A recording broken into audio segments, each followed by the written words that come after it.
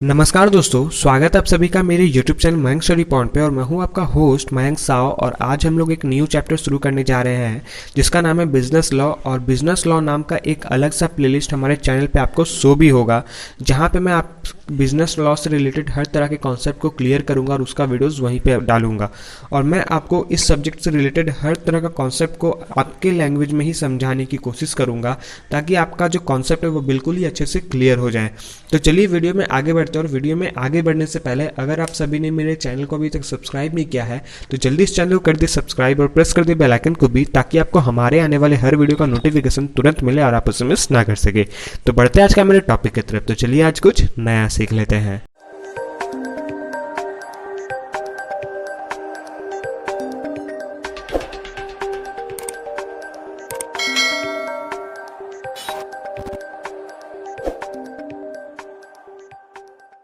तो दोस्तों, आज हम लोग बात करेंगे इंडियन कॉन्ट्रैक्ट एक्ट के बारे में, जो 1 सितंबर 1872 में आया था और जो इंग्लिश कॉन्ट्रैक्ट एक्ट का भी एक पार्ट है।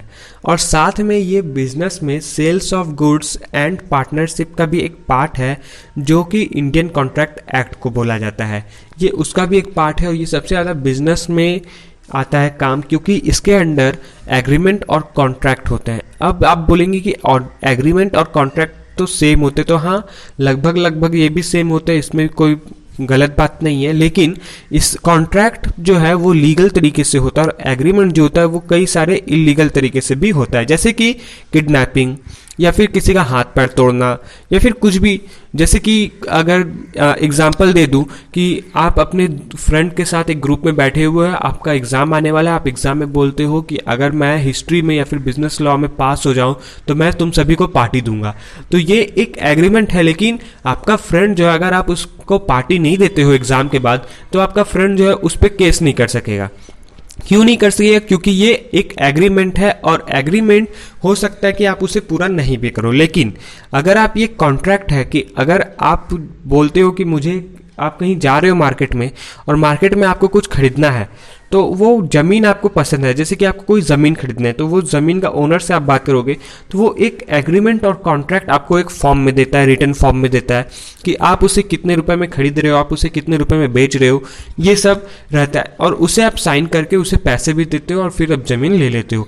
तो ये होता है। अगर वो आदमी आपसे पैसे ले ले और एग्रीमेंट भी ना दे और एग्रीमेंट भी ना करे, तो ये होता है इलीगल एग्रीमेंट और इलीगल कॉन्ट्रैक्ट। तो आप क्या कर सकते हो? उस पर केस कर सकते हो। तो ये होता है कॉन्ट्रैक्ट। यही अंतर होता है कॉन्ट्रैक्ट और एग्रीमेंट में, जिसको हम लोग कॉन्ट्रैक्ट के अंदर इसे भी दो तरह से हम लोग बांट सकते हैं। पहला सोशल एग्रीमेंट और दूसरा कॉमर्शियल एग्रीमेंट। कॉमर्शियल जो लीगली तरीके से होता है, डेली बेसिस पे आप जो काम कर रहे हो तो उस पे होता है। जैसे कि आप किसी दुकान में गए मैगी खरीदने, मैगी लिए, आप दुकानदार से बात भी नहीं करो, लेकिन आप उससे मैगी लिए, वहां पे 20 रुपए देके आ गए। तो ये होता है एक कॉन्ट्रैक्ट, कॉमर्शियल एग्रीमेंट। और सोशल एग्रीमेंट, जैसे कि मैं आपको पता है कि आप अपने दोस्त को वादा करते हो या फिर आपके फैमिली मेंबर या फिर आपके मम्मी पापा जो आपके मम्मी को वादा करते कि ठीक है पूजा में हम लोग कपड़ा लेंगे या फिर कुछ भी लेंगे, नया कार खरीदेंगे, लेकिन वो लोग नहीं लेते हैं। तो ये होता है सोशल एग्रीमेंट, कि आपको बस बताया जाता है लेकिन ऐसा होता नहीं है। तो ये होता है कॉन्ट्रैक्ट। अब कॉन्ट्रैक्ट कैसे बनता है? कॉन्ट्रैक्ट बनता है एग्रीमेंट और उसके एसेंशियल एलिमेंट्स को मिलाकर। जो भी एग्रीमेंट है उसका एसेंशियल एलिमेंट्स को भी मिलाते हैं। वो एसेंशियल एलिमेंट्स क्या क्या है उसको हम लोग आगे पढ़ेंगे, लेकिन आगे हम लोग यहाँ पे उसके कॉन्सेप्ट को अच्छे से क्लियर कर लेते हैं। तो जैसे कि हम लोग बोले कि every contract is an agreement but every agreement is not an contract. तो ये क्या होता है कि हर तरह का एग्रीमेंट, हर तरह का कॉन्ट्रैक्ट जो है वो एक एग्रीमेंट होता है, लेकिन हर तरह का एग्रीमेंट वो कॉन्ट्रैक्ट नहीं होता है। तो जैसे कि मैंने आपको अभी सोशल एग्रीमेंट्स और कमर्शियल एग्रीमेंट्स बताया, वैसे ही होता है, उसे ही इसी तरीके से हम लोग डिस्क्राइब कर सकते हैं। मैं आपको आपके लैंग्वेज में समझाने की कोशिश करूंगा, ये कॉलेज और स्कूल के टीचर की लैंग्वेज में बिल्कुल भी नहीं है। तो आप लोग इसे ध्यान से समझने की कोशिश कीजिएगा क्या हो रहा है, ताकि आपको अच्छे से समझ में आए। तो ये एसेंशियल एलिमेंट्स क्या होते हैं? जो ये कुछ इन्फोर्सेबल करके बनते हैं, ये किसी इन्फोर्सेबल के बाय लॉ के थ्रू ये बनते हैं। और वो क्या आता है? Essential elements of valid contract के अंडर आता है। जो वैलिड कॉन्ट्रैक्ट होता है उनके अंडर आता है ये एसेंशियल एलिमेंट्स। तो यहाँ पे हम लोग जैसे उसका डेफिनेशन देख सकते हैं। Section 2H of the Indian contract Act provides that an agreement enforceable by law is a contract. हर वो एग्रीमेंट जो इन्फोर्सेबल होता है लॉ के कारण, वही कॉन्ट्रैक्ट कहलाता है। Therefore in a contract they are must be an agreement. हो सकता है वो कॉन्ट्रैक्ट जो है उसे हम लोग एग्रीमेंट भी बोल सकते हैं, या फिर the agreement must B enforceable by law, ये भी बोल सकते हैं, ये भी कह सकते हैं। फिर आता है उसके एलिमेंट्स। अब उसके एलिमेंट्स क्या है उसे समझने की कोशिश करते हैं। तो सबसे पहले यहाँ पे मैं आपको एलिमेंट्स बता दूं कि सबसे पहला तो कोई भी बिजनेस, कोई भी कॉन्ट्रैक्ट जो बनता है वो 2 और 2 से अधिक लोगों के बीच में बनता है। यह तो आपका पहला पॉइंट होता है, जो कि हम लोग को यहाँ पे ऑफर एंड एक्सेप्टेंस से भी बताया गया है। ऑफर एंड एक्सेप्टेंस क्या होता है कि एक बंदा ऑफर कर रहा है और एक बंदा ऑफर वो एक्सेप्ट कर रहा है। जैसे मैं आपको बोल दूं कि 3 मैगी पे 1 मैगी फ्री है, तो ये मैं ऑफर कर रहा हूं और आप आकर 3 मैगी खरीद रहे हो तो आपको 1 मैगी मिल रहा है, या फिर 6 मैगी खरीद रहे हो आपको 8 मैगी मिल रहा है, तो ये आपका एक्सेप्टेंस है कि आप उसे एक्सेप्ट कर रहे हो। तो इसी तरीके से होता है, there must be a law full offer by one party, a lawful acceptance of the offer by the other party or parties।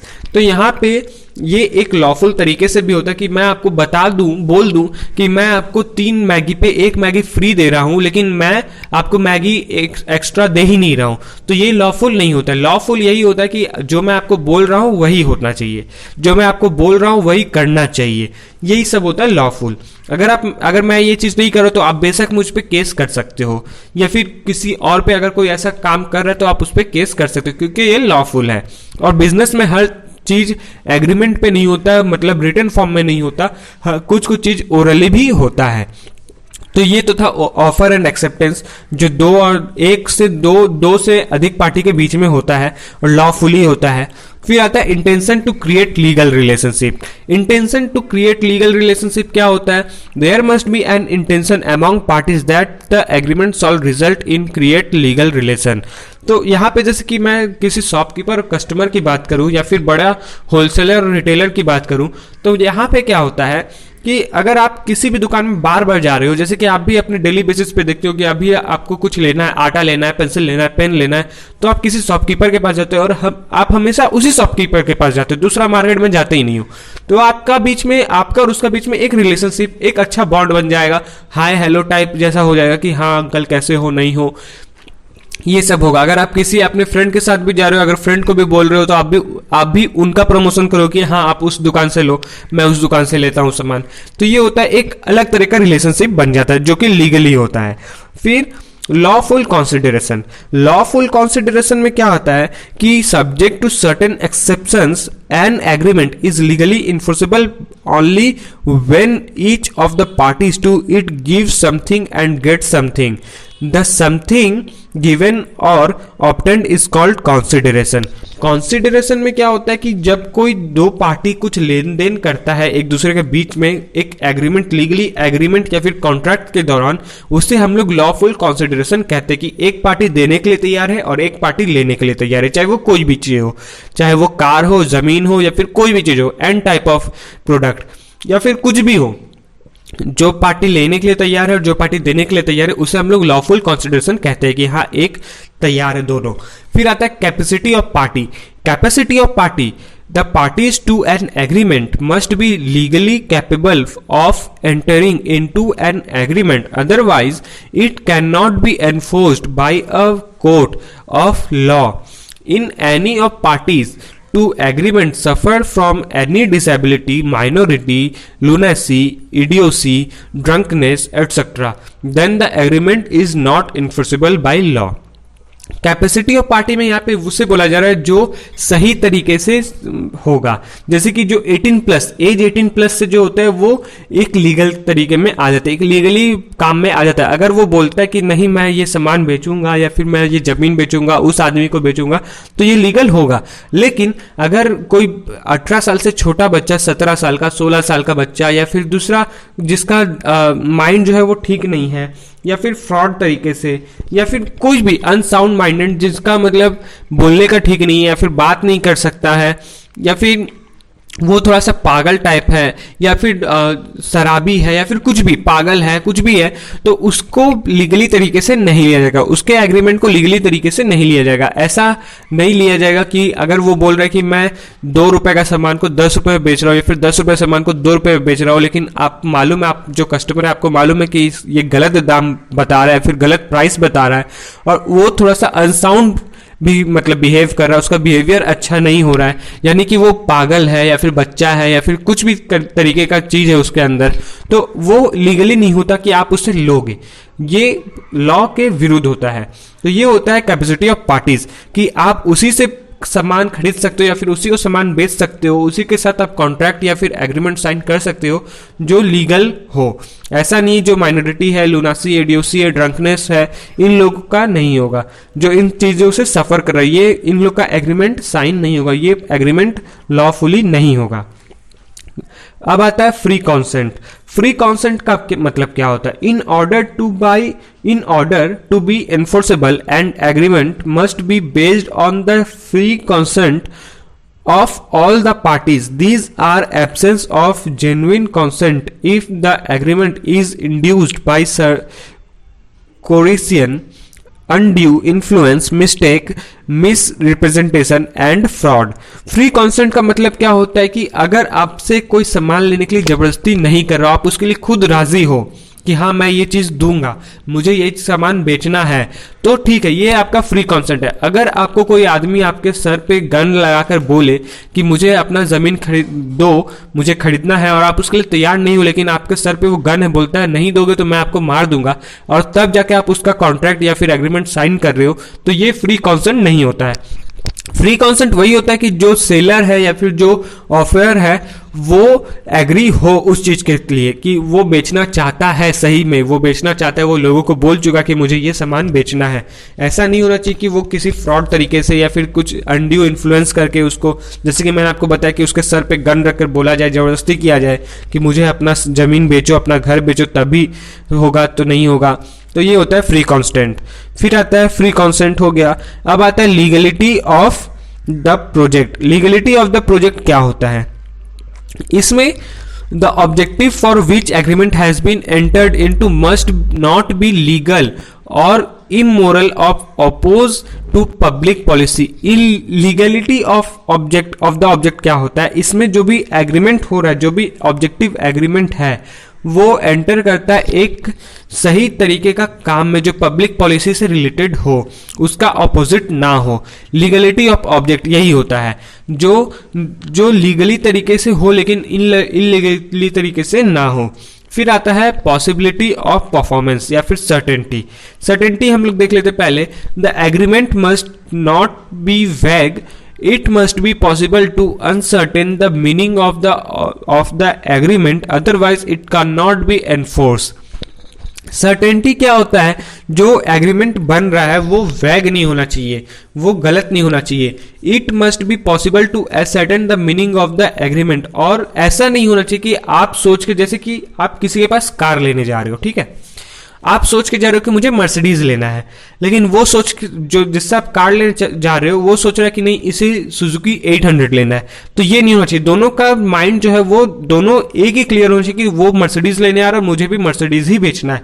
ऐसा नहीं कि वो मर्सिडीज लेने आया लेकिन आप वहां पे सुजुकी 800 उसके दिखा रहे हो कि ये सुजुकी 800 लेने आया। ऐसा नहीं, आपको दोनों सर्टेनिटी, आपको दोनों का माइंड एक ही तरीके का होना चाहिए कि नहीं वो मुझे मर्सिडीज बेचनी है तो मुझे मर्सिडीज ही लेना है, दूसरा कार नहीं लेना है। तो ये भी एक होना चाहिए सर्टेनिटी। फिर आता है possibility of performance. The agreement must be capable of being perform a promise to do an impossible thing cannot be enforced। possibility of performance का मतलब क्या होता है कि जैसे कि मैं आपको बता दूं, किसी डॉक्टर, अगर कोई डॉक्टर को आप 1 करोड़ रुपए दोगे और वो डॉक्टर बोलेगा कि मैं मुर्दे को भी जिंदा कर दूंगा, तो ये पॉसिबल नहीं है। तो यहाँ पे एग्रीमेंट और यहाँ पे कॉन्ट्रैक्ट वही होगा लीगली जो उस काम को लेके पॉसिबल होगा कि हाँ ये तबीयत अगर उसका खराब है तो वो ठीक हो सकता है। ऐसा नहीं कि वो मर गया तो फिर वो आपको वो जिंदा करके देगा, ये पॉसिबल नहीं है। तो ये एक इन्फोर्स नहीं होता, ये एग्रीमेंट नहीं होगा। अगर ये पॉसिबिलिटी ऑफ परफॉर्मेंस के विरुद्ध है तो ये एग्रीमेंट नहीं होगा, वरना होगा। फिर आता है वॉइड। वॉइड का मतलब होता है कैंसिल कर देना, कोई भी चीज कैंसिल कर देना। अगर वो कोई काम कर रहा हो या फिर कोई काम करवा रहा हो या फिर कोई सेलर अपना कुछ प्रोडक्ट को बेचना चाह रहा हो, लेकिन फिर बाद में उसका मन में आया कि नहीं मुझे अभी नहीं बेचना, मुझे बाद में बेचना है, तो ये होता है void. An agreement so made must not have been expressly declared to be void under Indian contract act. तो अगर कोई ऑफरर है, ऑफर जो कर रहा है, जो पर्सन है, ऑफर पर्सन है, वो अगर कुछ ऑफर कर रहा है और फिर उसका मन में आया कि नहीं मुझे ये नहीं करना है, मुझे अपना प्रोडक्ट को नहीं ऑफर करना है, नहीं बेचना, मुझे by one get one free offer नहीं चलाना है, तो वो कैंसिल भी कर सकता है। तो उसके भी कुछ लॉज होते हैं, उसके भी कुछ कॉन्ट्रैक्ट्स होते हैं, वॉइड के बारे में, वैलिड कॉन्ट्रैक्ट के बारे में, इन सभी के बारे में हम लोग डिटेल्स में आने वाले वीडियोस पे देखेंगे। अब आता है writing registration and legal formality. N oral contract is a perfectly good contract except in those cases where writing and or registration is required. In India, writing is required lease, gift, sale and mortgage of immovable property. Registration is compulsory in case of documents, for example mortgage deeds covering immovable property. The term oral contract is something difficult to prove, therefore it is important to enter into writing even if it is not compulsory. तो writing registration and legal formality आपको अच्छे समझ में आएगा क्या है, कि इसके अंदर क्या होता है कि कोई भी कॉन्ट्रैक्ट और एग्रीमेंट जो है वो रिटन फॉर्म में होना चाहिए। वो बहुत कम ही होता है जो ओरल फॉर्म में होता है। जैसे कि ओरल फॉर्म में हम लोग बोल सकते हैं कि हम लोग कहीं बस में ट्रेवल कर रहे हैं या फिर ट्रेन में ट्रेवल कर रहे हैं, तो वहां पे आपको जो बस कंडक्टर है वो आपको एग्रीमेंट में साइन करके नहीं चढ़ाए कि मैं यहाँ पे लेकर जा रहा हूँ, आपको जाना है या नहीं जाना है, अगर आप जाओगे तभी एग्रीमेंट साइन करो, ऐसा नहीं होता है। वो आपको बोलता है, ओरली बोलता है कि मैं यहाँ पे जा रहा हूं, तो आपको अगर जाना है इस जगह तो आप लोग इस बस पे चढ़ सकते हैं। तो ये होता है ओरली एग्रीमेंट। रिटन एग्रीमेंट सब जगह नहीं होता है। रिटन एग्रीमेंट कोई बड़ा बड़ा डील में होता है, किसी किसी चीज में होता है कि ठीक है मैं आपसे ये जमीन लेने वाला हूं, तो आप मुझे 10 लाख रुपए में ये जमीन दे दो और मैं आपका इसको एक कॉन्ट्रैक्ट एग्रीमेंट में साइन करके आपको दे देता हूँ कि आपने मुझे ये जमीन बेचा है, ये इतना जमीन इतना रुपए में बेचा है या खरीदा है। तो ये होता है लीगली। और इंडिया में राइटिंग इज बहुत ही कंपलसरी है, बहुत ही जरूरी है, और कहीं कहीं ओरली भी होता है इंडिया में। लेकिन जो बड़े बड़े इंडस्ट्रीज होते हैं, बड़े बड़े प्रोजेक्ट जो होते हैं बड़े बड़े प्रोडक्ट्स जो होते हैं, वो लीज रिक्वायर्ड करता है कि उसको एक एग्रीमेंट या फिर एक कॉन्ट्रैक्ट चाहिए ताकि वो शो कर सके वो ओरली विश्वास नहीं करेंगे, चाहे वो किसी भी तरीके का एग्रीमेंट हो। और ये registration is compulsory in case of documents, और ये डॉक्यूमेंट्स बहुत ही कंपलसरी भी होता है। ये एक इमूवेबल प्रॉपर्टी डीड भी होता है जिसके आपको वैल्यू रहेगा कि हाँ आपने उस पर्सन से वो सामान खरीदा है, वरना नहीं। अगर आप ओरली अगर किसी सामान लेते तो वो कल हो सकता है बोल सकता है कि आपने मेरे जगह पे जबरदस्ती कब्जा करके बैठा हुआ है और आपने इसका कोई सबूत नहीं दे पाओगे। तो ये होता है writing registration and legal formality. अगर ऐसा होता है तो ये लीगली है, अगर ऐसा नहीं होता है तो इलीगली है। तो दोस्तों आज के लिए बस इतना ही। उम्मीद करता हूँ कि आप सभी को मेरा वीडियो पसंद आया होगा। तो जाते जाते वीडियो को लाइक करें, और अगर आप चैनल पे न्यू हैं तो चैनल को सब्सक्राइब करें और प्रेस करें बेल आइकन को भी, ताकि आपको हमारे आने वाले हर वीडियो का नोटिफिकेशन तुरंत मिले और आप उसे मिस ना कर सके। तो मिलते हैं हमारे अगले वीडियो पे, तब तक के लिए जुड़े रहें मयंक स्टडी पॉइंट के साथ, और वीडियो को पूरा देखने के लिए आपका बहुत बहुत शुक्रिया।